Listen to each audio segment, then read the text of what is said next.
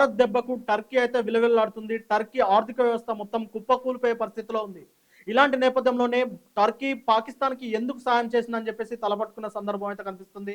Turkey ఎప్పుడైతే పాకిస్తాన్కి సాయం చేస్తుందో ఈ విషయం బయటకు రావడంతోనే, అంటే ఆ ప్రధానమంత్రి ఎర్డోగాన్ ఈ విషయాన్ని బయటికి బాటంగా చెప్పడంతోనే భారత పౌరులైతే టర్కీని దెబ్బ కొట్టే ప్రయత్నం మొదలుపెట్టారు.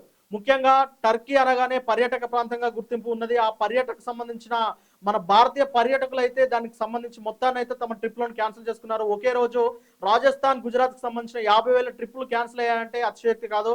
ఇలాంటి సందర్భంగానే టర్కీ ఆర్థిక వ్యవస్థ అయితే ప్రస్తుతం పూర్తిగా క్షీణిస్తుంది అని చెప్పొచ్చు అని ఒక ఊహాగానాలు అయితే వెలువడుతున్నాయి. ఈ సందర్భంగా భారత్ టర్కీతో ఉన్న ఎగుమతులు దిగుమతుల సంబంధాన్ని కూడా పూర్తిగా దాన్ని ఆపేసిన సందర్భం అయితే కనిపిస్తుంది.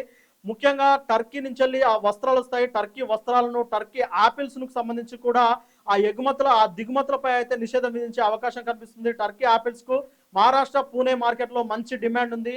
దాదాపు సంవత్సరానికి 4,000 కోట్లకు సంబంధించిన మార్కెట్ అయితే టర్కీ ఆపిల్స్ కు ఉంది. అలాంటి దాన్ని కూడా మన పూణే, మహారాష్ట్ర ఏదైతే మార్కెట్ నిపుణులు ఉన్నారో వాటిని అయితే రద్దు చేసుకునే అవకాశం కనిపిస్తుంది. అలాగే భారతదేశం నుంచి ఎగుమతి అయ్యే వస్తువులను కూడా భారతదేశ ఎగుమతి శాఖనైతే నిలిపివేసింది. ఈ సందర్భంగా మొత్తం మీద టర్కీ ఆర్థిక వ్యవస్థపైనే భారతదేశ ఆర్థిక నిపుణులు మాత్రమే కాదు, భారతదేశ పౌరులు కూడా స్పందిస్తున్నారు. ఖచ్చితంగా టర్కీని అయితే ఆర్థికంగా దెబ్బకొట్టే ప్రయత్నం చేస్తున్నారు. ఈ తరుణంలోనే గత సంవత్సరంలో టర్కీలో 50కి పైగా భారతదేశ సంపన్నులు అయితే పెళ్లి చేసుకున్నారు.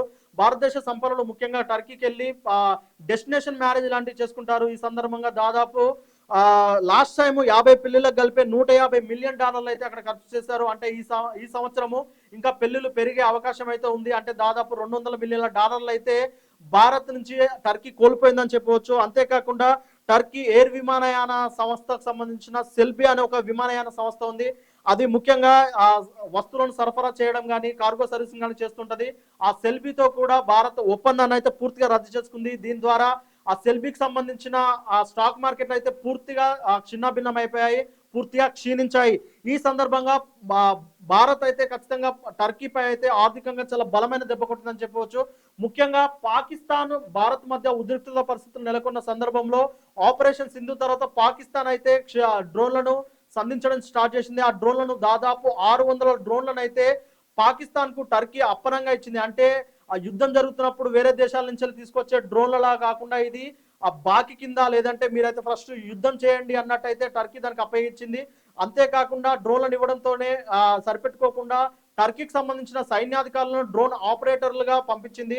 ఈ సందర్భంగా భారత్ చేసిన దాడులలో టర్కీకి సంబంధించిన 2 అధికారులు అయితే మరణించారు. అది కక్కలేక మింగలేక ఎటు చెప్పలేని పరిస్థితుల్లో టర్కీ అయితే కూరుకుపోయింది. ఇక యుద్ధం ఎప్పుడైతే సీజ్ ఫైర్ జరిగిందో, సీజ్ ఫైర్ జరిగిన తర్వాత పాకిస్తానే మాకు శాశ్వత మిత్రువు అంటూ టర్కీ ప్రధానమంత్రి ఎర్డోగాన్ అయితే బాహటంగా చెప్పారు. దీంతోనే ఆగ్రహించిన భారతీయ పర్యాటకులు అయితే ఒక ఉద్యమాన్ని చేపట్టారు. బైకట్ టర్కీ అనే ఉద్యమాన్ని ఒక ఉధృతంగా చేపట్టి టర్కీని దెబ్బ కొట్టే ప్రయత్నం అయితే చేస్తున్నారు.